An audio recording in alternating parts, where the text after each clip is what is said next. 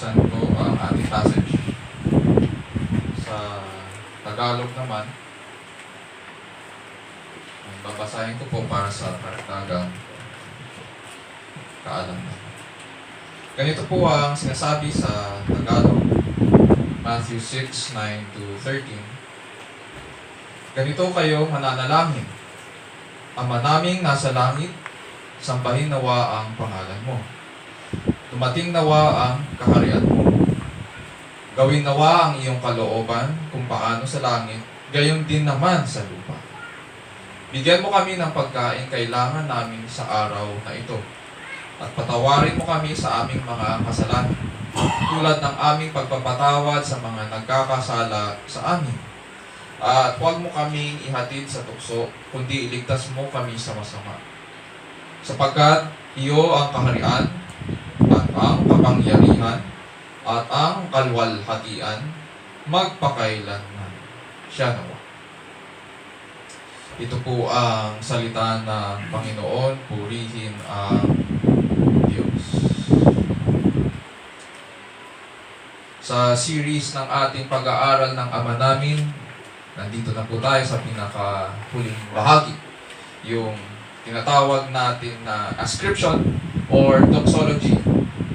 Na una nating simulan ng pag-aaral ng the Lord's Prayer or Ama Namin, tinanong po natin, bakit ba tayo nananalangin? Ang naging sagot po sa atin ng scriptures ay, tinuro ito ng Panginoong Hesukristo upang ipakilala sa atin na mayroon po tayong Ama sa kaitaas-taasan at talastas niya ang lahat ng ating pangangailangan.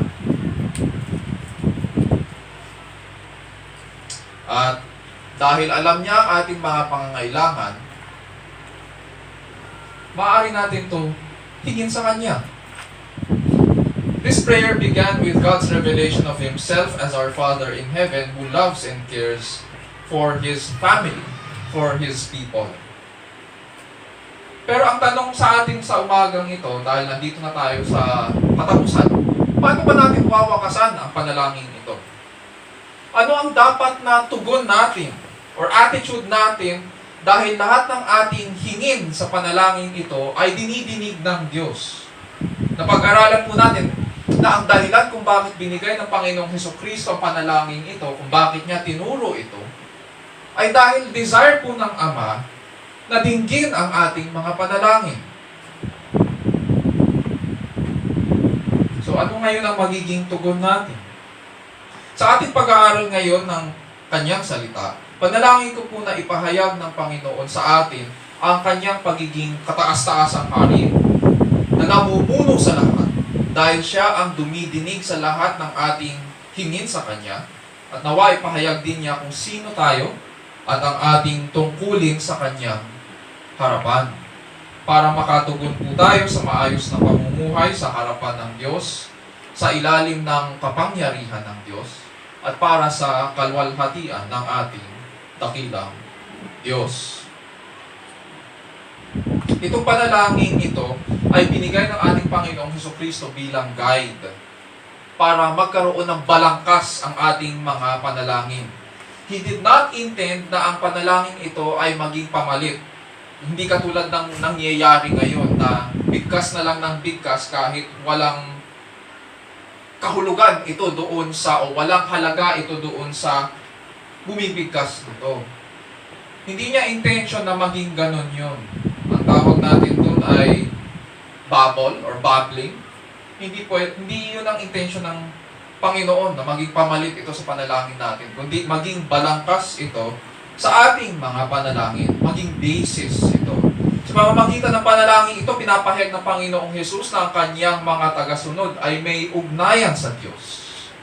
At ang Diyos na ito ay nagpapahayag, ang Diyos na ito ay nangungusap sa pamamagitan ng Kanyang salita. At pinahayag niya ang Kanyang sarili at nais niya na sa mga tagasunod ni Kristo ay tawagin siyang Ama naming nasa langit. Our Father in heaven. Bagamat makasalanan po tayo, it is only by His grace na nakakalapit tayo sa Kanya. ang una nating hihilingin sa Kanya ay hindi ukol sa ating mga physical na pangangailangan or physical conveniences. Rather, ang dapat na ating unang hiling ay purihin siya. Hallowed be thy name. Thy kingdom come, thy will be done on earth as it is in heaven.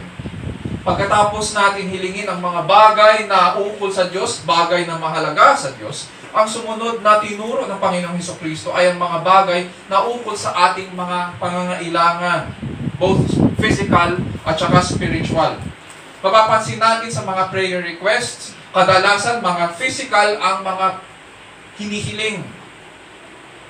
But Jesus taught us na hindi dapat physical lang, kundi pati spiritual rin.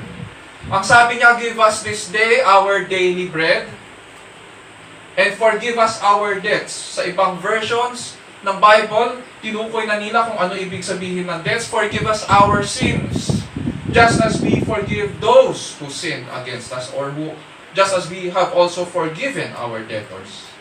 Hindi lang yon.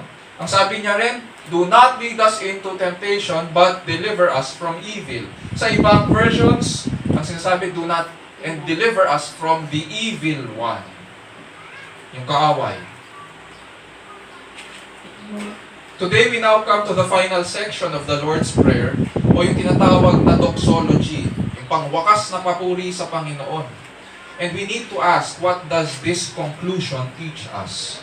What does the conclusion, for thine is the kingdom, the power, and the glory forever, teach us? At ano ba ang dapat na attitude natin?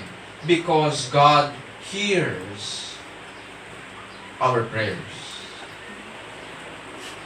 This now leads us dito sa ating passage sa Matthew 6:13.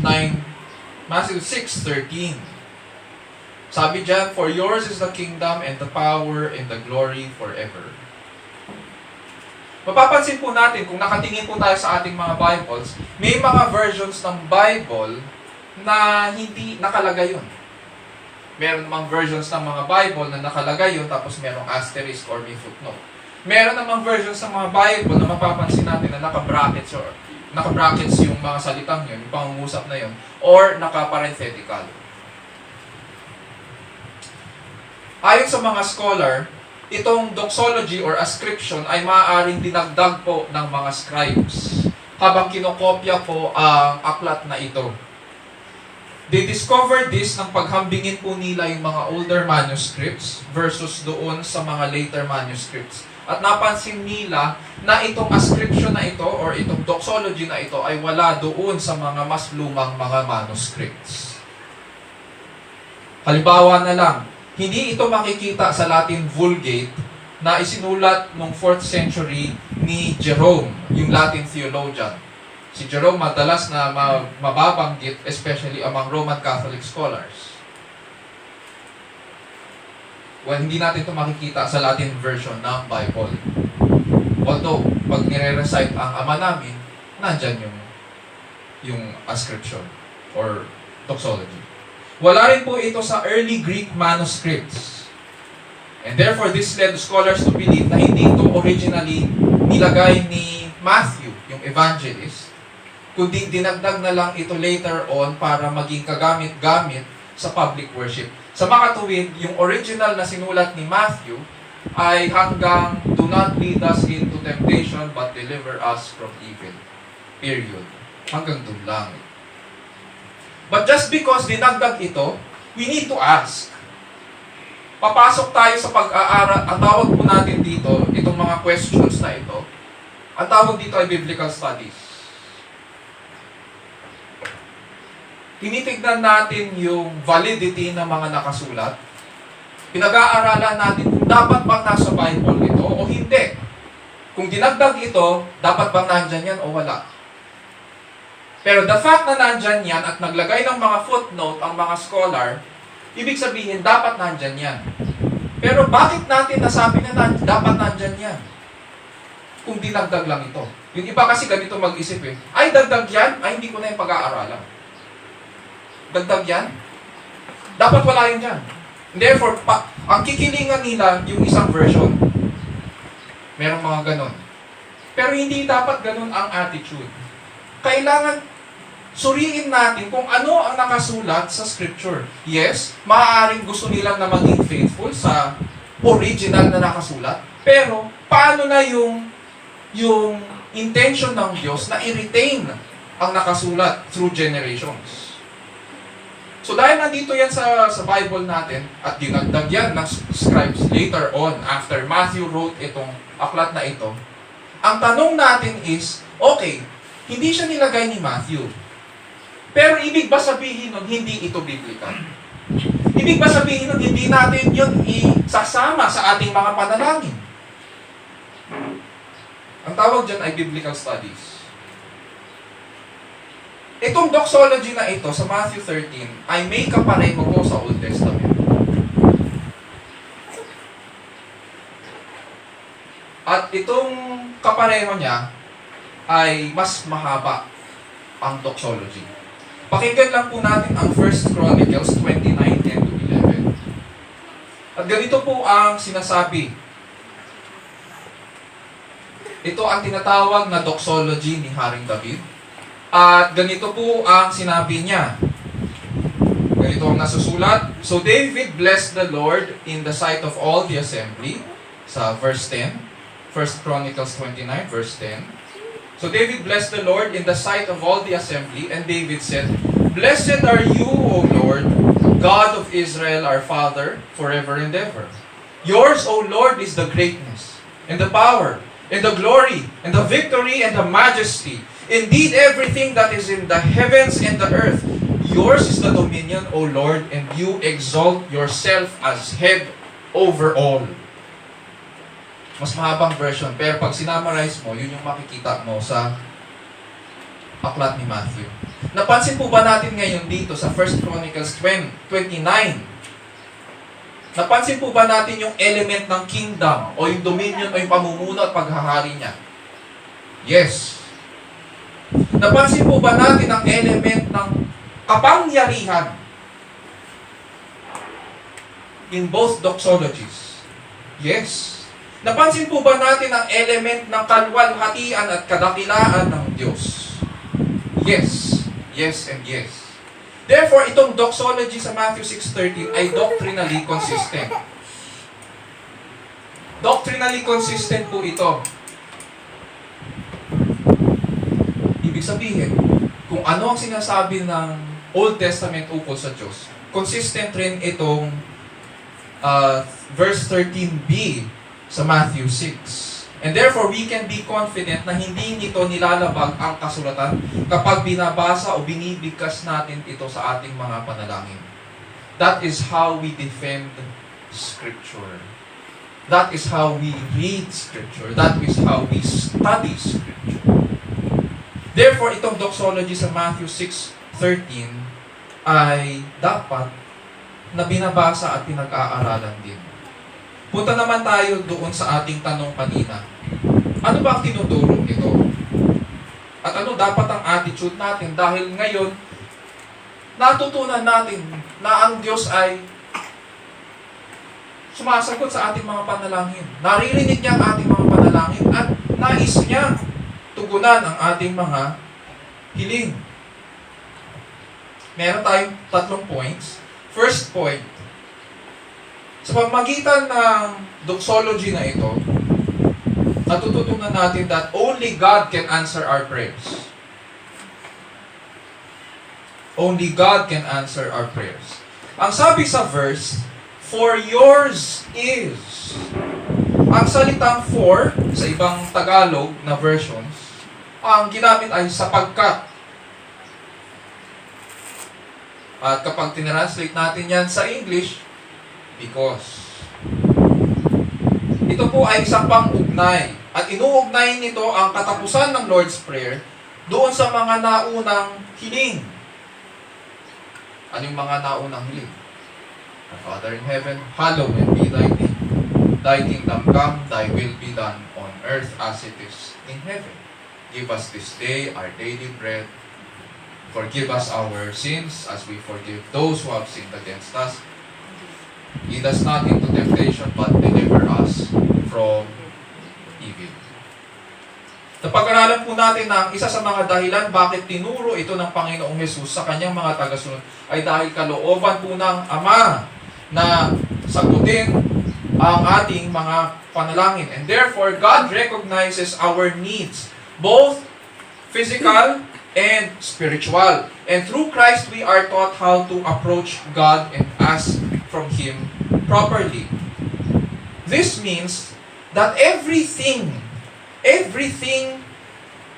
in heaven and on earth is at God's disposal para mag-respond siya and to be able to take care of us. Lahat ng sinabi dito ng Panginoong Hesukristo sa panalangin ito is being backed by all the powers of creation. Ganun yung binigay ng Panginoong Hesukristo. And everything in creation is at God's disposal para tugunan ang ating mga pangangailangan. And kaya nga hindi dapat na lang sinasambit-sambit na lang ito na basta-basta.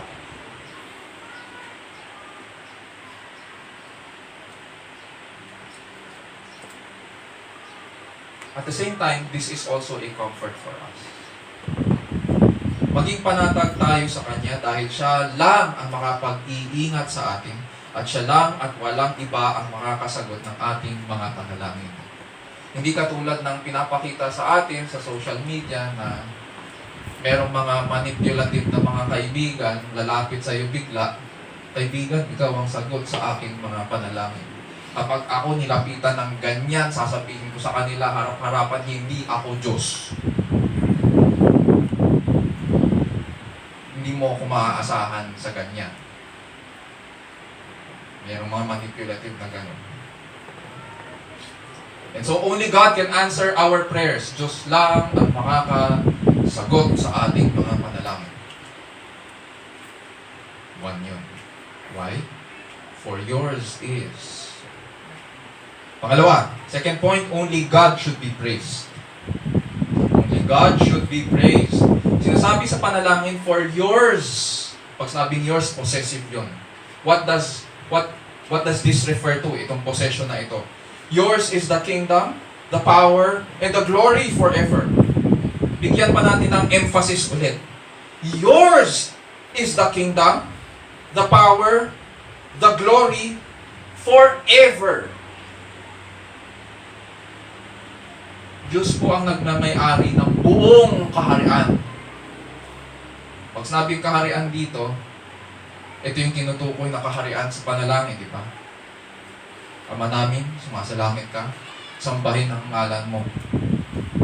Tapos anong susunod? Sundin ang loob mo. At? Okay. So, yung kaharian na sinasabi dito, yun yung makikita natin sa buong panalangin ito. Yung buong pamumuno niya. Lahat ng bagay sa langit at lupa ay Kanya. Wala tayong pagmamay-ari. Siya lahat. Sa Kanya lahat. Hindi lang yun. Sinabi pa dyan, ang kapangyarihan. Sinabi pa dyan na yung kapangyarihan sa langit sa iyo, pero dito sa amin, sa lupa, sa amin to. Hindi. Sabi, ang kapangyarihan. Ang kaharian. Sa mga katuwid, siya nagmamay-ari ng lahat ng kapangyarihan. Yung buong kaharian ay sa Kanya at walang maaaring umagaw nito sa Kanya. Walang maaaring magsabi at magyabang sa Kanyang harapan, mas mataas ako sa iyo.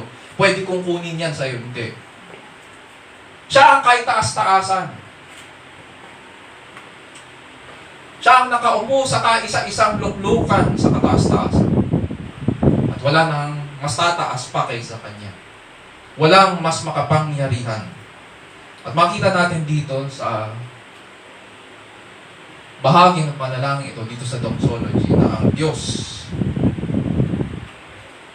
ay completely self-sufficient sa Kanyang sarili. Wala siyang pangangailangan. And therefore, mali yung pag sinasabi natin, uy, magsimba ka naman, kailangan ka ng Diyos. Walang pangangailangan ng Diyos. Kasi kung ang Diyos mo ay may pangangailangan, ibig sabihin, may pagkukulang sa Kanya. At kung ang Diyos mo ay may pagkukulang sa Kanyang sarili, ibig sabihin, hindi siya Diyos. Nilalang lang yan. Ang Diyos ay walang pangangailangan. Sapat siya sa Kanyang sarili.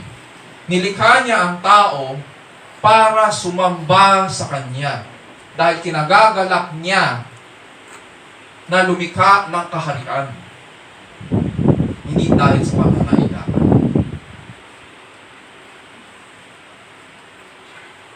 Ang nakakamangha ay ito. Dahil mayroon tayong Diyos sa kaitaas-taasan. Pinakilala niya ang kanyang sarili na mabuting Ama. Pwede naman umupo lang siya doon at utus-utusan niya yung mga anghel, pwede niya rin utusan yung mga hayop. Lahat yan susunod sa kanyang salita. Pero sabi niya, sa pamamagitan ng Panginoong Kristo, ganito ang itatawag niyo sa akin. Ama naming nasa langit.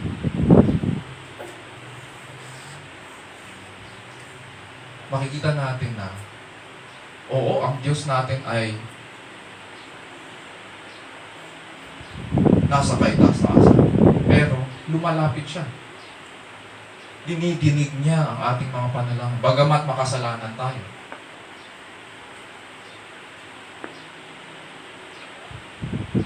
Lumalapit siya sa kanyang mga hinirang, sa kanyang mga anak. And therefore, makikita natin sa pamamagitan ng doxology na ito, lahat ng kalwalhatian ay nararapat ibigay sa Kanya lamang. Dito sa scriptures, pag pinag-aralan po natin ang kalwalhatian ng Diyos, makikita natin na may dalawang uri ng kalwalhatian. Yung una, ang tinatawag natin na intrinsic glory ng Diyos, at meron naman yung ascribed glory. Summarize lang natin. Pag pinag-usapan ng intrinsic glory, pag sinabing intrinsic, yun yung sa Kanya lang. Makikita sa Kanya. Sa makatuwid, ang pinag-uusapan ng kalwalhatian ay yung katangian at kasakdalan ng Diyos. Kanina nabanggit din. Yung kadakilaan ng Diyos. So, lahat yung kabuuan ng Kanyang mga katangian na may kinalaman sa Kanyang kagandahan, sa Kanyang kasakdalan, sa Kanyang kadakilaan, yun, lahat makikita doon pag pinag-usapan ang intrinsic glory ng Diyos. It refers to all His perfections and excellencies. Ang ascribed glory naman, ang pinag-uusapan dito ay ang pagluwalhati natin bilang Kanyang mga nilikha. Ito yung papuri at pagsamba na dapat na hinahandog natin sa Kanya. Dahil nilalang niya tayo sa Kanyang larawan at wangis. At dahil nilalang niya tayo sa Kanyang larawan at wangis, nararapat lang na ang kalwalhatian kapag tumingin ang Diyos sa lupa, ay binabalik natin sa Kanya. Yun ang ibig sabihin ng nilalang sa Kanyang larawan at wangis. Dito sa doxology ng Lord's Prayer, ang tinutukoy ay ang ascribed glory ng Diyos. Mataas ang tingin natin sa Diyos sapagkat siya ay dakila at naghahari sa kaitaas-taasan. And we look forward to the day na magkikita-kita tayo, magkakasama po tayo sa Kanyang harapan, tayong lahat na nagmamahal sa ating Ama na sa langit at nagtitipon sa Kanyang pilit at sa Kanyang piling at nagpupuri. Yours is the kingdom, the power, and the glory forever. And therefore, karapat-dapat siya sa lahat ng kapurihan at kalwalhatian sapagkat walang katapusan ang Kanyang kaharian at kapangyarihan. Walang katapusan.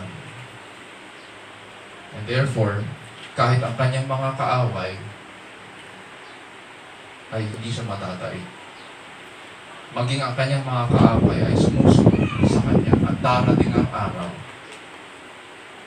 na mapaparusahan sila. Paparusahan sila at hahatulan sila. Review natin. What does the conclusion, "For thine is the kingdom and the power and the glory forever" teach us? It teaches us that only God can answer our prayers. Number 2, only God should be praised. Pangatlo, only God is our hope and rest. Only God is our hope and rest. Mapapansin natin pagkatapos ng doxology, makikita natin ang salitang Amen. Ang salitang ito ay nagmula sa salitang Hebrew na nangangahulugang to be firm, to be secure. At eventually, makikita natin ito especially sa aklat ni Apostol Juan at ginagamit ito ng Panginoong Jesucristo. Sinasabi niya, Amen, Amen, I say to you. Ang ibig lamang sabihin ng Panginoong Jesucristo doon ay truly, truly. Therefore, it is immovably true. Hindi pwedeng pasinungalingan yan. Katotohanan sinasabi ko sa inyo. Ganun ang pagkakagamit niya. Sa makatuwid, makikita natin ngayon na ang magsasummarize ng lahat ng bagay sa panalangin ito. In closing, sinasabi natin sa harapan ng Diyos, totoo ang lahat ng bagay na ito. May sinabi po si Martin Luther, yung German monk and reformer, sa kanyang kaibigan, na ang pangalan ay Master Peter the Barber. Siguro, barbero niya, naging kaibigan niya, gumugupit ng kanyang buhok. At nung time na ito, may pinagdadaanan yung kanyang kaibigan, kaya sumulat siya sa kanyang kaibigan para magbigay ng counsel. Mahaba yung liham na ito, may kinalaman sa pagdi-disciple actually. Pag binasa ito, may bahagi na may kinalaman sa Ten Commandments, may bahagi na may kinalaman sa Ebanghelyo. Pero may isang bahagi doon na may kinalaman sa pananalangin.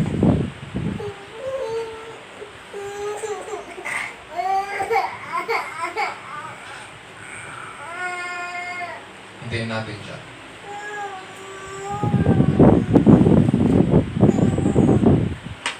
Okay.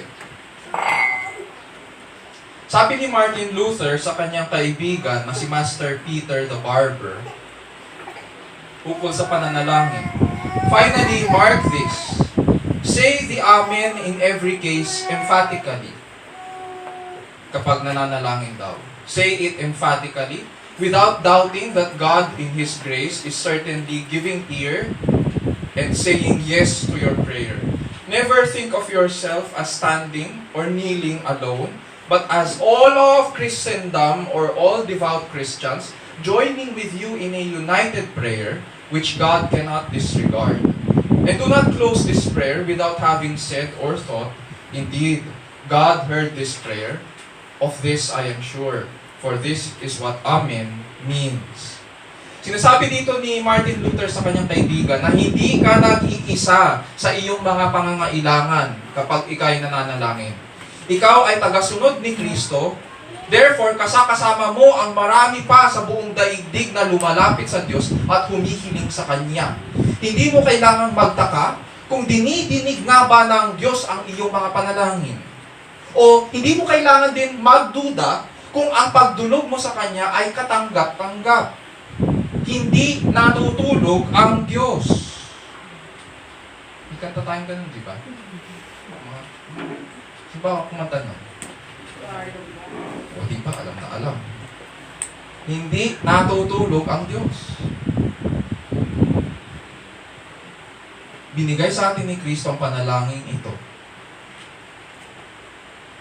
And therefore, it is true. Later on, sa ministry ni Apostol Pablo, sabi niya sa mga taga-Korinto, "For as many as are the promises of God in Him or in Christ, they are yes. Therefore also through Christ is our Amen to the glory of God through us." Dahil nakamtan ni Kristo ang lahat ng pagpapala ng katubusan para sa atin, yes, tinatanggap ng Ama ang ating pagdulog sa Kanya. Dahil si Kristo ang gumanap para sa ating katubusan, yes, dinidinig ng Diyos ang ating mga panalangin at hindi tayo pinababayaan. And yes, makikita natin si Kristo sa kanyang kapangyarihan sa araw na yun, nakaupo sa kanyang maringal na luklukan sa kaharian, at maririnig ang tinig ng malakas na papuri ng libo-libong nagmamahal sa kanya, dahil siya ang tumubos sa kanyang sambahayan. At ano ang maririnig natin sa araw na yun? Yours is the kingdom, the power, and the glory. Hindi ngayon, hindi bukas, hindi sa makalawa, hindi tatagal ng 1 buwan o 1 taon, hindi. Yours is the kingdom, the power, and the glory forever. At ano ang karapat dapat na sagot sa papuri na yon? Iisa lang ang magiging sagot ng libo-libong nakaharap sa Diyos na nagmamahal kay Kristo. Isa lang ang magiging sagot nila. At isa lang din dapat ang magiging sagot natin. Amen. By coming down and dying on the cross, pinahayag ni Kristo Jesus na ang Diyos ang kataas-taasang hari ng langit at lupa. At sa pamamagitan ni Kristo, binuksan ng Diyos ang bulwagan ng hari. Binuksan niya ang malalaking pintuan ng kaharian para makapasok ang mga makasalanan. Natulad natin para makalapit tayo sa Kanya sapagkat nagagalak siyang tugunan ang ating mga panalangin. Nagagalak siyang lumapit tayo sa Kanya, sa Kanyang anak. Nagagalak siyang patawarin tayo sa ating mga kasalanan. Nagagalak siyang ituring tayong matuwid. Nagagalak siyang linisin tayo sa pamamagitan ng Kanyang salita.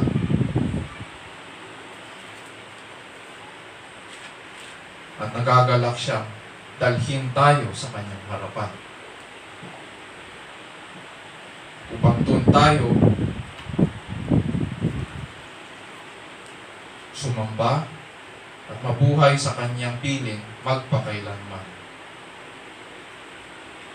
Mga kapatid, tulad ng panimula ng panalangin ito, ganun din ang katapusan. Nagsimula sa mataas na papuri sa Diyos, nagwawakas din sa mataas na papuri sa Diyos. Ganito tayo lalapit sa Kanya, at ganito rin natin ibabalik ang lahat ng papuri at pasasalamat sa Kanya ngayon at magpakailanman. Isa-puso natin ang mga bagay na ito at iupod po natin ang ating sarili sa banal at dakila Panginoon. Tayo